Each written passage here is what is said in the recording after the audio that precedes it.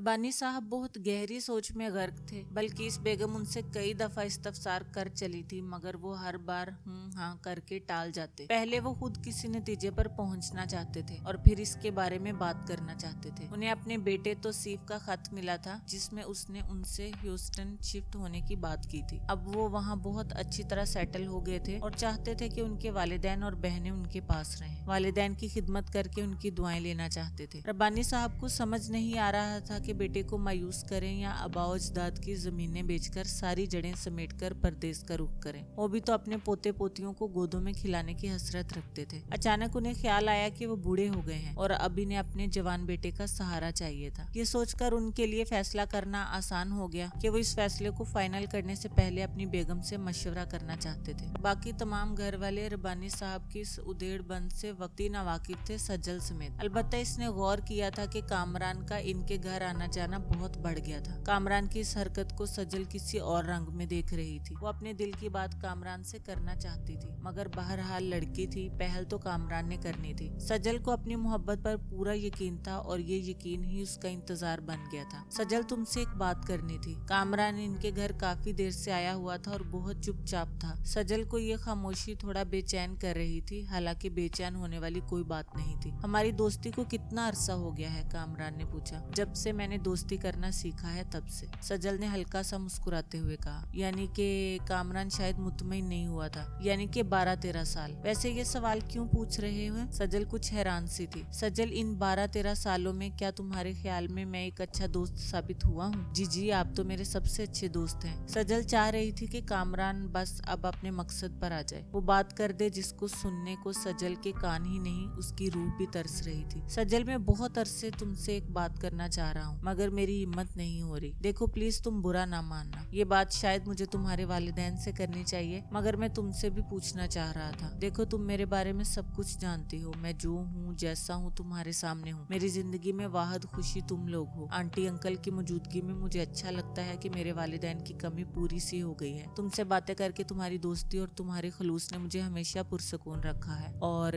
मेहरीन वो मेरी जिंदगी है। सज्जल, धड़ धड़ धड़ बहुत जोर से कुछ गिरा था। मैं जब भी उसके बारे में सोचता हूँ, मुझे लगता है कि ऊपर वाले ने शायद इसीलिए मुझे इतना तन्हा रखा कि मैं उसकी कदर कर सकूं। सज्जल, मैं दीवानों की तरह मेहरीन को चाहता हूँ। मेरी हर सोच उसी से शुरू होकर उसी पर खत्म होती है। मुझे रब से कोई शिकवा नहीं, क्योंकि उसने मुझसे सब कुछ छीनकर मेहरीन को मेरी जिंदगी में भेज दिया है। मैं किस मुंह से गिला करूँ? कामरान तो और भी न जाने क्या क्या कह रहा था, मगर सज्जल कुछ सुन नहीं पा रही थी। अजीब ख्वाबीदा सी कैफियत थी। बस कुछ चीज के टूटने का एहसास था। बहुत ऊंचाई से गिरने की सी कैफियत थी। देखा ना किसी ने भी मेरी सिमत पलट कर। मौसम में बिखरते हुए शीशों की सदा था। सब कुछ साकत हो गया था। वक्त, वो लम्हा, खून की गर्दिश, जिंदगी का एहसास, सब कुछ रुक गया था। गूंज थी तो बस टूटे कांच की। पता नहीं और क्या क्या कहा कामरान ने। वो कब गया? उसने सज्जल के तासरात नोट किए भी या नहीं? सज्जल जब होश में आई तो वो अकेली थी, अंदर बाहर